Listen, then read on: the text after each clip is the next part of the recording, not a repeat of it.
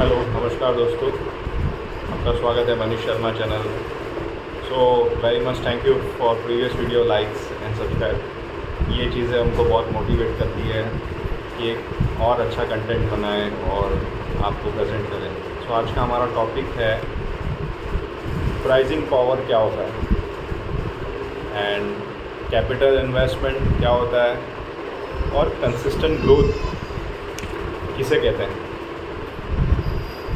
तो जैसे कि हम कोई मोबाइल ख़रीदते हैं या कार ख़रीदते हैं, सो हमारा मेन मोटो यही रहता है, हम उसके फ़ीचर्स फाइंड कर रहे हैं, उसका प्राइस फाइंड करते हैं, उसका कंपैरिजन भी करते हैं कि दूसरे कॉम्पिटिटर के प्रोडक्ट के प्राइसेस क्या है। बट जब शेयर की बात आती है, सो ये फ्रेंड ने कह दिया, ये रिसर्च एनालिस्ट ने टीवी में कह दिया, वो देख के हम शेयर ले लेते हैं। यही सबसे बड़ी मिस्टेक होती है। सो जैसे हम कोई वस्तु खरीदते हैं, फ्रिज खरीदते हैं या टीवी खरीदते हैं या मोबाइल ही क्यों ना खरीदते हो, हम इतने ही उसके फ़ीचर्स चेक करते हैं और जो उसके एक्सपर्ट होते हैं उनको भी पूछते हैं कि भाई तू बता दे ये प्रोडक्ट में सबसे अच्छा प्रोडक्ट कौन सा मिलेगा।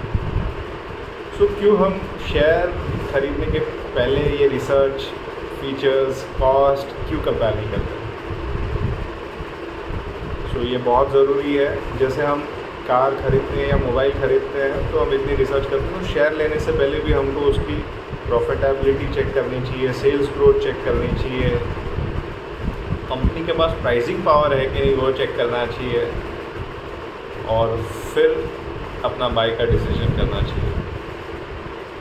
सो प्राइसिंग पावर क्या होता है? प्राइसिंग पावर होता है कंपनी अपने प्रोडक्ट्स पे अच्छा खासा मुनाफा कमा रही है। एग्ज़ाम्पल के तौर पे हम नेस्ले का उदाहरण लेते हैं। जैसे नेस्ले बेबी फूड में is the leader.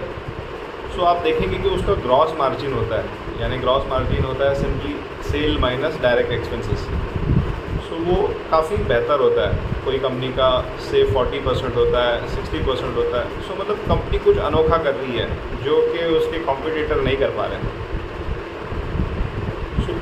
Gross margin से हमको पता चलता है कि कंपनी के पास मार्जिन पावर है कि नहीं। कई बार क्या होता है कि कंपनी के पास प्रोडक्शन एफिकेसी के कारण ग्रॉस मार्जिन तगड़ा आता है। मतलब किसी कंपनी का मैन्युफैक्चरिंग स्टाइल और स्केल इतना तगड़ा है कि उसका कॉस्ट पर यूनिट बहुत कम रह जाता है, उस कारण से कंपनी को ग्रॉस मार्जिन आता है। उस कारण से कंपनी को ग्रॉस मार्जिन आता है। ये हम सिंपली screener.in में जाके कंपनी का नाम फाइंड करके हम जब क्वार्टर एंड क्वार्टर रिजल्ट्स देखेंगे तो वहाँ पे हमको नीचे दिख जाता है मार्जिन क्या है। सो NBFC बैंकिंग यहाँ पे आपको फाइनेंस मार्जिन दिखता है बिकॉज वो वैसे ही फंक्शन करती है, बट मैन्युफैक्चरिंग कंपनी में ग्रॉस मार्जिन आ जाता है सेल्स माइनस डायरेक्ट एक्सपेंसेस। सो आज का फिर हमारा दूसरा टॉपिक है कैपेसिटी इंक्रीज़ या कैपेक्स इन्वेस्टमेंट। ये कैसे रोल प्ले करता है? जब भी कोई कंपनी कैपेक्स इन्वेस्टमेंट करती है तो उसका मैन्युफैक्चरिंग कैपेसिटी है वो इंक्रीज़ हो जाता है, यानी कि कंपनी और प्रोडक्ट बना सकती है और सेल कर सकती है। इसके लिए तो कैपेक्स इनकर कर रही होगी कि उसको सेल फ्यूचर में उसको प्रोडक्ट रिक्वायरमेंट है। सो जो कंपनी कैपेक्स इन्वेस्टमेंट कर रही होती है वो हम कहाँ से चेक कर सकते हैं? वो हम सीधा कैश फ्लो में जाएंगे। कैश फ्लो में 3 फंक्शन होते हैं: cash from operation, cash from investing and cash from financing. तो जो कैश फ्रॉम इन्वेस्टिंग जो टर्मिनोलॉजी है वहाँ पे हमको मिलेगा investment in fix asset, investment in और investment capital WIP balance sheet में मिलेगा। जो कंपनी में ये चीज़ होती है मतलब वो कंपनी ग्रोथ फेज में चल रही होती है।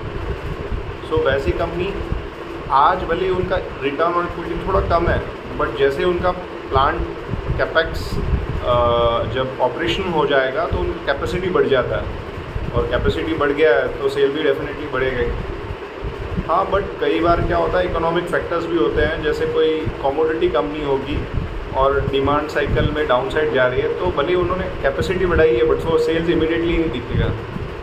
जैसे कि केमिकल इंडस्ट्री में अभी स्लो डाउन चल रहा है, बट ये फेज़ होता है, मतलब ये फेज़ चला भी जाता है और जो अच्छी कंपनी होती है वो कैपेक्स इनकर करती है ऐसे डाउन साइड फेज़ में।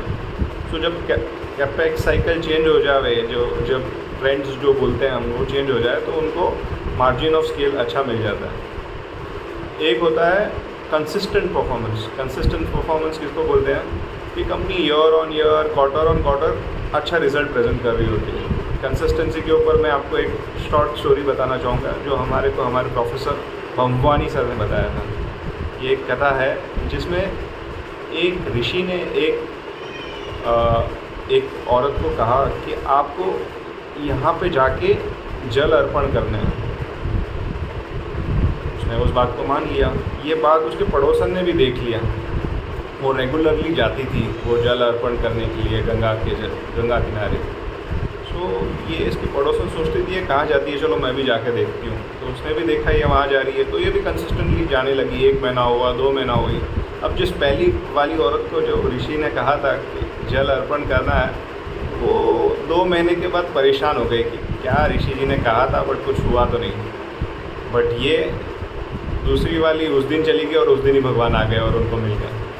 मॉरल ऑफ द स्टोरी यही है, जो कंसिस्टेंट रहता है चाहे पढ़ाई में चाहे नॉलेज गेन में, उनको एक दिन रिज़ल्ट ज़रूर मिलता ही है। इसके लिए हमको कंसिस्टेंसी बहुत ज़रूरी है। कंपनी में भी प्रॉफिटेबिलिटी की कंसिस्टेंसी, सेल्स ग्रोथ की कंसिस्टेंसी जो कंपनी करती है उसको वैल्यूएशन आगे जाके बेहतर मिल ही जाता है।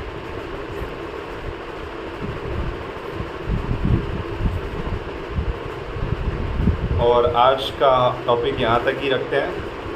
आपके कल के वीडियो के लाइक्स के लिए, कमेंट के लिए बहुत बहुत धन्यवाद। और हमारे इस चैनल को आप लाइक करिए, शेयर करिए, कमेंट करिए। Thank you very much.